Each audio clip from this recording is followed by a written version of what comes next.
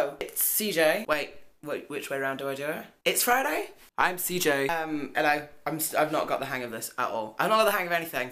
It's fine. This week we are talking about unwanted consequences of transition, and I've got some of those. Remember way back when, or for those of you who are there, in 2 years' time, I want you to look back on anything that you've said, thought, felt, done now, just so that you can be like, oh, I knew nothing. In the early shiny days, when it occurred to you to utter the words, I am a tran. Mine, for instance, was an, oh, fuck. It did seem massively like coming out was going to be like the numero uno, most difficult. Nothing was ever going to be as hard as that was difficult. It just couldn't possibly be, like there was just no way for anything to be.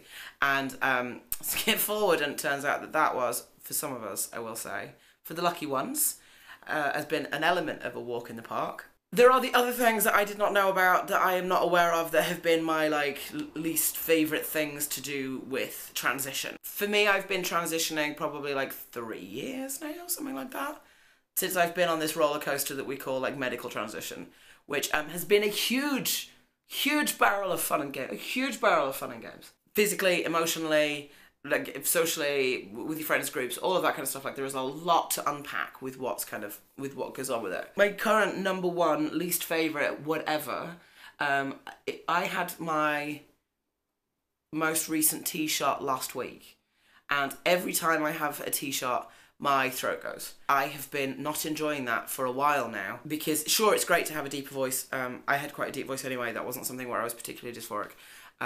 But the deepness of the voice, accompanied by the tiredness that the voice gets. Remember to steam your vocal cords. It's a really super advanced thing. It involves a big bowl of water. I'm just going to put that down because that's really heavy. Boiling hot water in it, towel over the head. As long as you can stand. I tend to only last about 7 minutes because I cannot handle things like heat. And it's really good for your skin as well, because my number 2 least favourite... I mean, I missed the week where we talked about it, but I'm sure you can see here. I've got acne, I've got the lumps, I've got the bumps. I've got, I think, trying to work out what's like a painful bit and what's just beard coming through. In general, that is something that skincare becomes a deep consideration. 3, the one that I've talked about probably most, is the ability to cry. That goes away for some people. And that was something that I did not necessarily want to lose. I hadn't really thought about how often I cried until I couldn't do it anymore, and then I was like, wait, shouldn't I be doing something right now? Oh yeah, that's right, usually I'd be crying. And these are all things that, when I go in and talk to my nurse, my nurse does my shots for me, I speak to her monthly. She has no idea about, my doctor has no idea about, they have no notion of, because nobody's ever told them about a trans dude. Going to the doctors and being the expert in your field, I think it's ridiculous that I kind of have to know this stuff, that we have to take to the internet to find this stuff because the information just isn't there. And that feeling invisible and not present, and that's something that really bothers me a lot. It's something that I'm dealing with a lot in my work and writing, and I'm really trying to challenge that now, because it's not fair. It's some horseshit actually, and it's 2017 and we should be doing better and we should know better. And then combined by that feeling of over visibility, every time a trans person does a thing, someone will ask me what my opinion is of it, and I am aware that I put myself in the place to answer that, but also at the same time, stop it.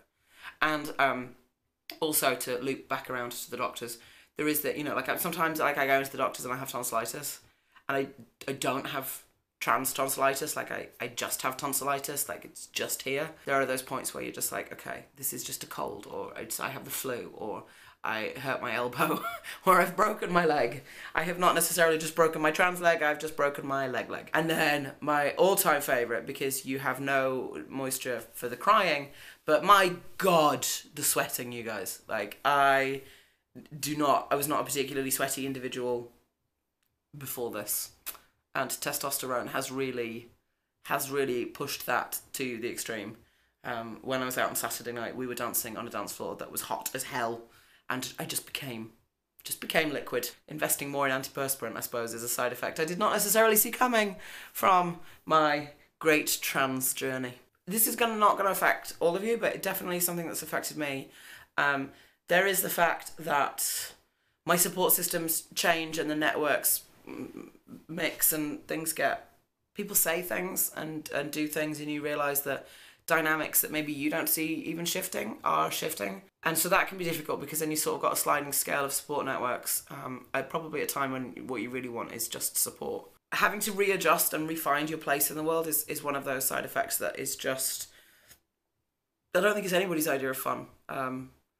It just sort of puts uncertainty on top of uncertainty and you don't really know where you're going with it. But it is real and it is there and it is something to be aware of. And I think it's okay. Like, I think part of it is that you need to acknowledge. You need to just process the fact that this is something that's happening.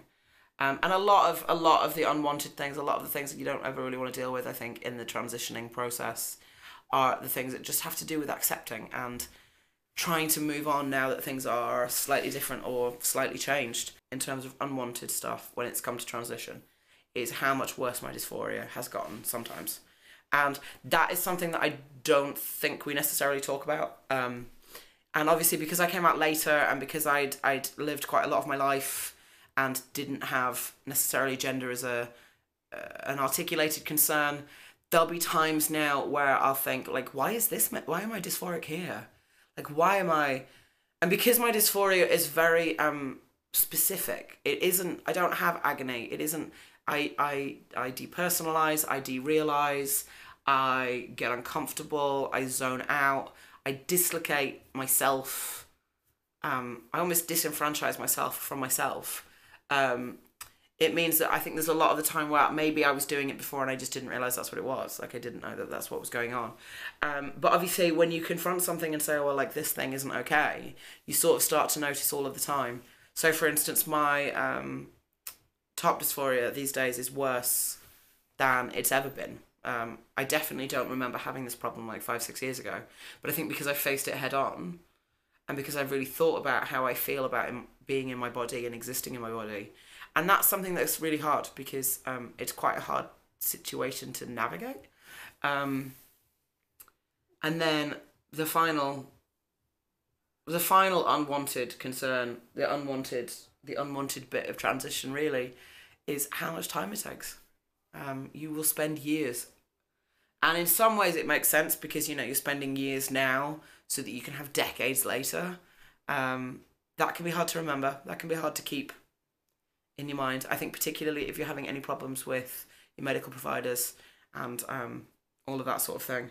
But it can be really tricky to kind of get your head around all of that. And making sure, that's where the other stuff comes in, you know, making sure you've got your support network and that you've thought about your place in the world and what you want to do and what your life is like, not just your trans life, but what your life is like and who you want to be and what you want to do. And that's true, like, regardless of the age that you're at when you're doing any of these, I think. You just sort of have to get to a point where you're like, okay, who am I and what am I doing? Which, you know, story of my life. So yeah, so that's it. I mean, I have like a list of them. Those are my things I would give up if I could do. The not fun on the tran front stuff. What are yours? Tell me. And it was good to see you, and I will talk to you next week.